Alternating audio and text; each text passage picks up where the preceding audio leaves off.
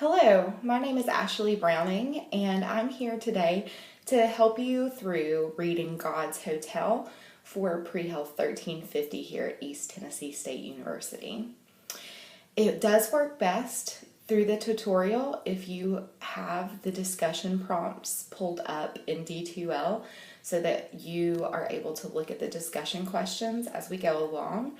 So I'll take a pause and give you a moment to pull that up and go along with me. Okay, so now you've had an opportunity to bring up the discussion prompts for each module in the class, and you'll notice here on my table of contents page in God's Hotel, I have gone ahead and written the theme for each of those discussion prompts. So for the first module, we've got change and resistance to change. Module 2, diversity and relationships. Module 3, community and hospitality. Module 4, mechanics versus healers. That's how we view our patients, whether we view them as something that we can deal with very fast or something that takes time, whether we deal with their bodies like a mechanic would deal with an automobile or a healer would deal with someone that they're trying to heal. And then finally in Module 5, we'll discuss evidence for slow medicine. So the first thing you're going to notice about the way I'm asking you to read this material is that there's no page numbers listed. There's no real reading guide, so to speak. It's you reading for content that is going to be beneficial for you in terms of the class and in terms of building your values and skills moving forward toward your career. This is also a technique of reading that's going to be beneficial for you in other classes. So if I gave you page numbers and specific points to pull from the book, you're going to miss out on reading for what you think is important instead of what your instructor thinks is important. And that is a skill that I think is very beneficial for you, as you go into other classes. So this may be very new to you. Take it slow. Take your time reading and taking your time to comprehend the material that you're looking at. But I do think that this is something that will be valuable for you over time. All right, so going back to the themes that we've outlined for the book and how the book relates to the content that we're doing in Pre-Health 1350, you can see even from page 1 that there are things that will relate to what we're talking about in discussion. So there's no need to be afraid that you need to read like the whole book before our first discussion. That's unnecessary. What you do need to do is be aware of what we will be talking about that day and to read along in your book for those types of pieces to discuss. So for example, if we look back to how I have color-coded my themes, you'll notice that on page 1 of the book here, I have highlighted some information about relationships, and I've gone ahead and made notes in the margin about why I've highlighted that passage. That way, a couple of weeks from now, when I'm talking about this in class, I don't forget why it was important to me.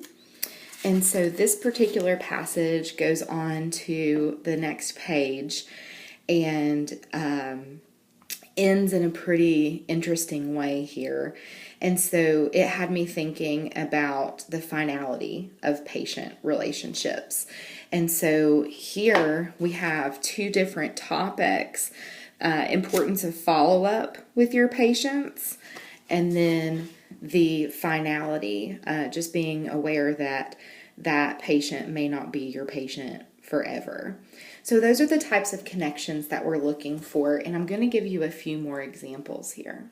Another example that I wanted to show you comes from pages 4 and 5 of the book.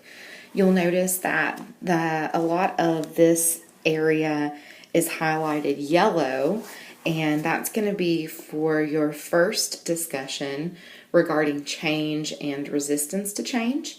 So one example of what you could talk about in class is here where she's talking about the shock of her family learning the news that she's going into medicine, and the fact that she was a female and it was a very physical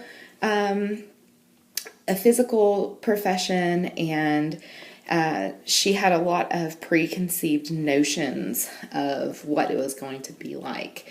And so, looking at change and a fear of change, you may want to think about, what do you have in mind? Or do you have hang-ups about your patients maybe not being on the same level as you?